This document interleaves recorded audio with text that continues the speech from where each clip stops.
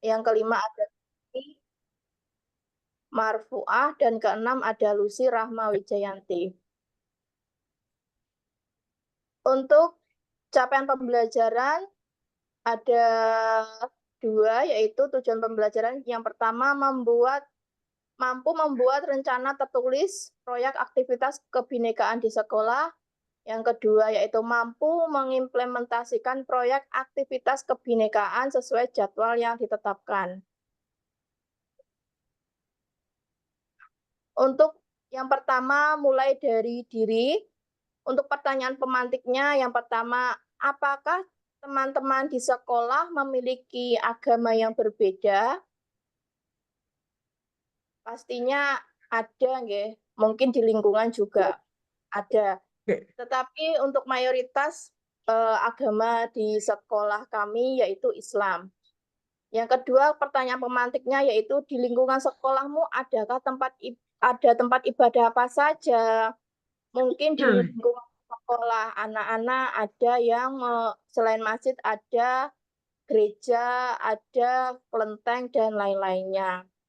Untuk pertanyaan pemantik yang ketiga, ada berapa macam suku yang ada di lingkungan sekolahmu? Karena banyak pendatang, pasti ada dari beberapa teman itu yang dari Jakarta, ada yang dari pindahan dari Bogor, dan lain sebagainya. Untuk aktivitas yang pertama yaitu guru dan murid menyebutkan macam-macam agama yang dianut. Agama yang dianut di Indonesia ada berapa agama? Ada agama apa saja? Terus yang kedua yaitu menyebutkan tempat ibadah yang ada di lingkungan sekolah yang terdekat dengan anak. Ada agama Islam dan Kristen contohnya. Yang ketiga yaitu guru mengajak anak mengamati macam-macam tempat ibadah dengan alat peraga. Ada tempat ibadahnya agama Hindu, agama Buddha, ada agama Kristen, dan agama Islam. Yang keempat, murid mengamati dan mengenalkan macam-macam suku yang ada di lingkungan sekolah. Ada suku apa? Oh, ada suku Jawa. Melalui poster bisa atau melalui alat peraga atau gambar yang telah disediakan Bu Guru. Yang selanjutnya yaitu refleksi. Setelah kegiatan yang dijelaskan, yang telah dilakukan satu hari itu untuk refleksi kepada anak-anak. Anak-anak tadi belajar apa ya hari ini?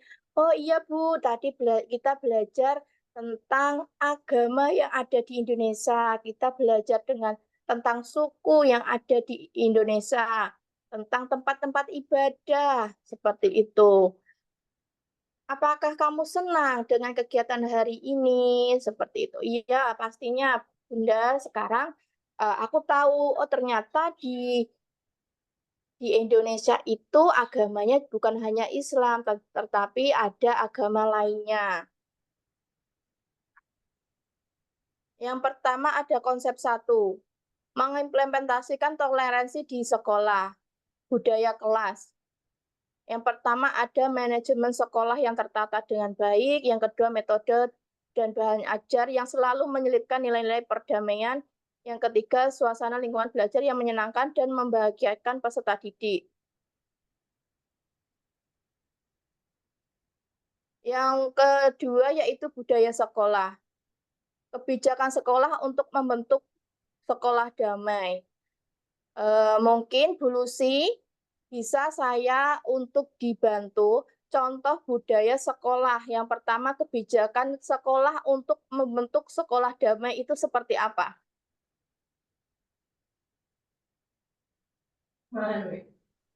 Ya, Bun, terima kasih.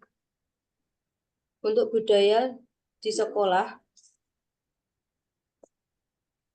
Ya, budaya kebijakan sekolah untuk membentuk manajemen sekolah yang damai. tertata dengan baik itu bisa masuk kelas tepat waktu, mengembalikan mainan setelah digunakan, tidak makan pada waktu jam pembelajaran. Itu contohnya di dalam budaya kelas. Ya.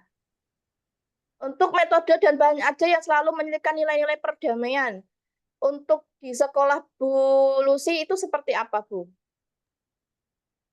Berbuat baik kepada sesama teman, Contohnya? tidak membedakan agama antara yang satu dengan yang lain. Oh, oke. Yang ketiga, suasana lingkungan belajar yang menyenangkan. Dari arti menyenangkan, Bu Epi. Coba, Bu Epi kalau di sekolah, budaya yang menyenangkan, lingkungan yang belajar yang menyenangkan itu contohnya seperti apa, Bunda? Oh, lingkungan yang menyenangkan membiasakan anak untuk bergotong royong, kerja bakti di lingkungan halaman sekolah. Proses pembelajarannya yang baik, menyenangkan buat anak, tidak Yang membedakan anak. menarik pastinya ya. Iya, tidak membedakan anak laki-laki dan perempuan. Iya, ya, betul sekali. Untuk budaya di sekolah yaitu ada kebijakan sekolah untuk membentuk sekolah damai. Untuk membentuk sekolah damai itu seperti apa, Bunda, Bu Epi? Em, kita memberi mainan di lingkungan sekolah itu biar anak lebih senang. Jadi mainannya yang menarik untuk anak. Oh, Pembelajaran yang media pembelajaran yang banyak. ya, yang diminati anak pastinya ya. Ya, Yang kedua yaitu lingkungan sekolah yang ramah anak sehingga terbentuk lingkungan yang damai. Bunda Binti, tolong Bunda, di sekolahnya Bunda itu kalau lingkungan yang ramah dan sehingga terbentuk lingkungan yang damai itu yang seperti apa, Bunda? Iya, terima kasih Bunda. Kalau di lingkungan saya, di sekolahan itu membiasakan anak untuk bisa bergotong royong. Contohnya bisa dengan kerja bakti di lingkungan sekolah. Kemudian yang kedua, proses pembelajaran yang baik dan tidak membedakan antara anak laki-laki dengan perempuan. Berikutnya, proses pembelajaran yang menarik sehingga anak merasa nyaman. Yang keempat, proses pembelajaran yang didukung dengan media ajar. Oke. Begitu Bunda, di lingkungan Ya, sekolah untuk saya. kegiatan anak yaitu yang pertama ada manajemen kegiatan yang kental dengan perdamaian. Ini Bu Binti kalau yang kegiatan anak ini contohnya apa, Bunda? Contohnya yang biasa kami lakukan di lembaga saya itu anak melaksanakan kegiatan baksos. Oh, bakti Iya, sosial. Oke. bakti Untuk sosial. aktivitasnya, Bunda. Untuk aktivitasnya nanti kita membiasakan kepada anak untuk berinfak seikhlasnya. Setiap hari Jumat atau? Biasanya 1 minggu sekali bisa diadakan setiap hari Jumat. Oke. Iya. Berarti materi atau konten untuk menumbuhkan nilai-nilai perdamaian itu bahwa setiap eh, semuanya itu sama, nggih. Tidak memandang agama, tidak memandang ras atau suku. Seperti itu, nggih, Bunda Binti. Iya, Bunda. Mengajak anak membagikan sembako kepada orang yang membutuhkan itu juga termasuk tanpa membedakan suku dan agama. Nggih. Untuk konsep yang kedua yaitu memperkuat budaya sekolah dengan aktivitas kebinekaan. Di sini ada dua ragam kegiatan bineka yang dilakukan di sekolah. Yang pertama setiap hari Jumat kita setelah kegiatan olahraga di lembaga saya melaksanakan permainan tradisional seperti ada dakon, ada kasti, ada engklek, agar anak-anak meskipun kita sudah di era modern, tetapi permainan tradisional tetap harus dilestarikan. Yang kedua yaitu ada kegiatan ekstra tari untuk mengenalkan budaya tari dari berbagai daerah. Jadi anak-anak tidak hanya bisa nari dengan yang sekarang, tetapi tari-tari tradisional, tari-tari daerah juga harus tetap dikenalkan. Seperti ada tari ganongan dari Ngawi, ada pentul melikan asli Ngawi, ada reok dari Ponorogo, ada tari jaranan dari Jawa Tengah.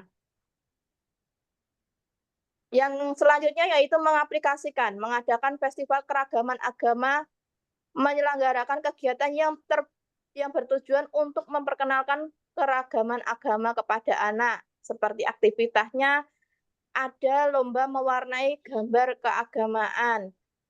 Tidak hanya agama Islam saja, tetapi bisa dengan waktu Natal atau keagamaan lainnya. Memakai baju keagamaan sesuai yang dianut. Yang ketiga, kegiatan saling berbagi seperti infak atau zakat saat hari besar agama Islam. Yang keempat, ada kegiatan tukar kado. Biasanya kalau Natal itu ada kegiatan tukar kado seperti itu. Yang selanjutnya evaluasi dan penutup. Monggo Bunda Lucy, saya bisa dibantu untuk evaluasi dan penutup.